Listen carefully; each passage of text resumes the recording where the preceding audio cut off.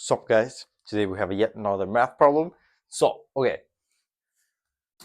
prove that this thing has the same last digit as n for all n's.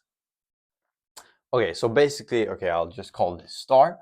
So basically what we want to do is we want to prove that star in remainder in modulus 10 is equal to n. That is basically exactly what we want to prove. Okay, so we can just start out by fixing a couple of things. Okay, so we know that this function modulus 10. Okay, the first term we can't really do much at this point, or I'm not going to at least. And then plus, but here we have a thing. Okay, we have 9 and we have 11 because we're counting in modulus 10, right? 9 is just 10 minus 1, and 11 is 10 plus 1. So this is actually minus 1 to the power of n plus, sorry, it should be a 3n times in front, and then plus 6n times just 1 to the power of n. I can write it out. With this is just 1, obviously. Okay, so what do we have here? Well, we have, okay, so this thing goes away, and after that we can maybe factor out an n from all of this. So we have n times just okay, so we just have n times 2 times 4 to the power of n, and then plus 3 times minus 1 to the power of n, and then plus 6. Okay. And we want this thing in modulus 10 to equal to n for all n's. So what does this mean? This means that this thing here that we're multiplying with, because notice we got n on both sides, we want this thing to not matter in modulus 10. If it wouldn't be a modulus 10 here, it would just be equal to, we know that this thing, if it's true for all n, has to be equal to 1. And it's basically the same thing, except here we're counting in modulus 10. So this is just stating that this thing has to be equal to 1. Because this is a function of n, so we can't just say that, okay, this is 0 or something like that. So we want this to be equal to 1 in modulus 10, right? Okay, so yeah, I'll just write that up. Okay, so we have 2 times 4 to the power of n plus 3 times minus 1 to the power of n plus 6 modulus 10 is supposed to be equal to 1.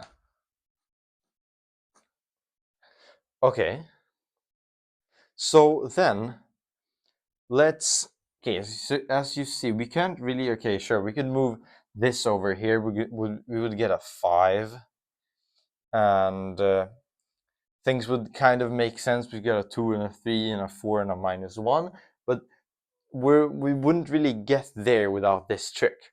Okay, so if something is,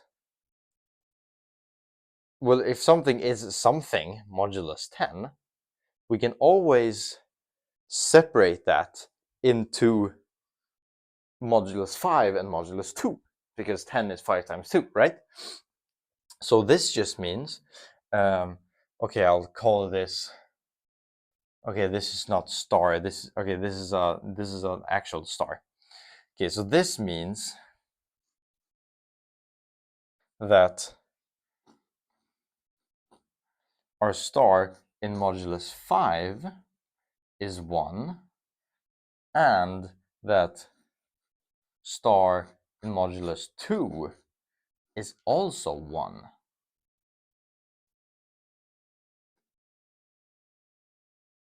And now, okay, so we know that. We know that. And then just let's just plug everything in. Okay, so if we're looking at star modulus 2 here, this thing obviously goes away and that thing obviously goes away. So we know that 3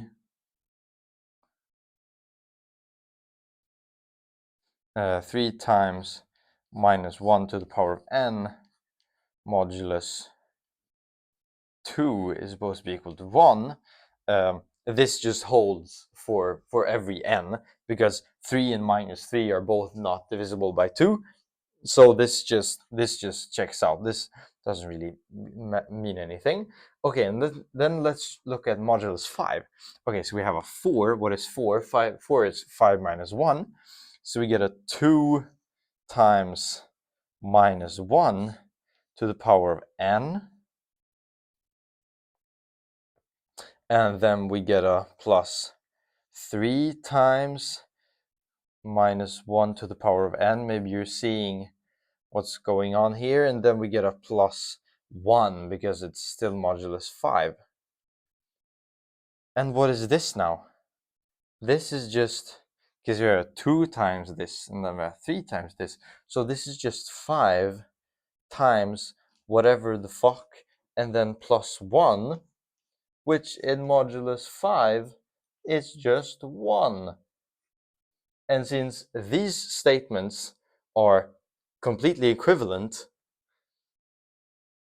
this checks out, and since both of them check out, then this is also true. So we are done, actually. This was our very neat proof. So yeah, that was basically it. So the tip of today, the lesson of this video is this trick here. It is really, really nice. But yeah, that was basically all. So thank you for watching, and have a good one. Bye bye.